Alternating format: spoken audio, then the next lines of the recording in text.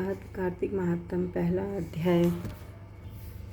नैमिषारण्य तीर्थ में श्री सूर्य महाराज 88,000 शौनक आदि ऋषियों से बोले, अब मैं आपके सामने कार्तिक महात्म्य की श्रेष्ठ कथा कहता हूँ, जिसे सुनकर मनुष्य सब प्रकार के पापों से छूटकर वैकुंठ को प्राप्त कर लेता। सूर्य जी ने कहा, श्री कृष्ण जी से आज्ञा लेकर नारद जी के चले जाने पर सत्यभामा प्रसन्न होकर श्री कृष्ण से बोली, हे नाथ, मेरा जीवन सफल हो गया। मेरे माता पिता भी धन्य हैं, जो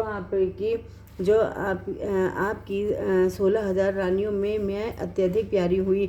मैंने वह कल्प वृक्ष आदि आपके साथ नारद जी को विधि पूर्वक दान में दे दिया, परंतु वही कल्प वृक्ष मेरे घर में सदा लहराया करता है, जिसकी बात को मृत्यु लोक में कोई भी स्त्री नहीं जानती है। स्वामी, अब मैं आपसे पूछना चाहती हूँ, सो विस्तार पूर्वक कहिए, जिसे सुनकर मैं अपने हित कार्य करूँ, जिसके करने से कल्प पर्यंत भी आप मुझसे विमुख न हो। सूत जी कहने लगे, सत्यभामा के ऐसे वचनों को सुनकर श्री कृष्ण भी हंसते हुए सत्यभामा की बाह पकड़कर कल्प वृक्ष के नीचे गए और बोले, हे प्रिय, 16,000 स्त्रियों में से मुझे तुम प्राणों के समान प्यारी हो। तुम्हारे लिए देवताओं और देवराज इंद्र से भी मैंने विरोध किया था। उस महा अद्भुत वार्ता को सुनो।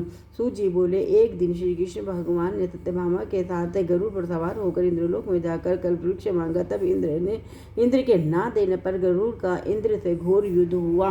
हे प्रिय, जब मैं तुम्हें हर चीज़ दे सकता हूँ, तो हर एक कार्य पूरा कर सकता हूँ, तो क्या तुम्हारे लिए आश्चर्यजनक प्रश्न का उत्तर ना दूंगा? यह सुन सत्यभामा बोली, हे प्रभु, मेरे पूर्व जन्म में मेरा कैसा स्वभाव था, किसकी पुत्री थी, कि मैंने कौन सा दान, व्रत या तप नहीं किया, जिससे मुझे मृत्यु लोक में जन्म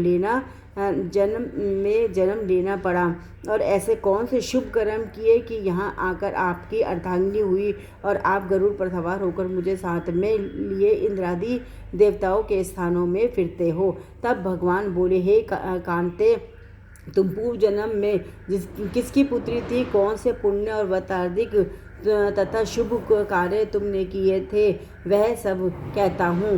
पूर्व समय में सतयुग के अंत में मायापुरी में आत्री गोत्र में वेदों और यज्ञों को जानने वाला देव शर्मा नाम का ब्राह्मण रहता था। वह रोज अतिथियों की सेवा, हवन और सूर्य भगवान की पूजा किया करता था, इसलिए सूर्य की तरह तेजस्वी था। उस ब्राह्मण के बुढ़ापे में एक गुणवती नाम की कन्या हुई, जिसका विवाह उस पुत्रहीन ब्राह्मण ने अपने चंद्र नाम के शिष्य के साथ कर दिया, और वे दोनों पिता पुत्र की तरह रहने लगे। एक समय वे दोनों कुशा और समिधा लेने के लिए वन में हिमालय की तलहटी में पहुंचे, तो उन्होंने एक राक्षस को अपनी तरफ आते देखा, जिसके भय से उनके शरीर शिथिल हो गए और उनमें भागने की शक्ति भी नहीं रही। तब राक्षस ने दोनों को मार डाला। उनके धर्मात्मा होने के कारण मेरे पार्षद उनको बैकुंठ में ले गए, क्योंकि उन्होंने आजीवन सूर्य की पूजा की थी। इसीलिए मैं दोनों पर अति प्रसन्न हुआ। जब वे दोनों विमान पर चढ़े हुए सूर्य के समान तेजस्वी, रूपवान, चंदन और माला धारण किए हुए बैकुंठ में आए, तब मेरे पास दिव्य भोग भोगने लगे। पहला अध्याय पूर्ण हुआ। हरे कृष्ण कृष्ण कृष्ण हरे हरे, हरे राम राम राम हरे हरे।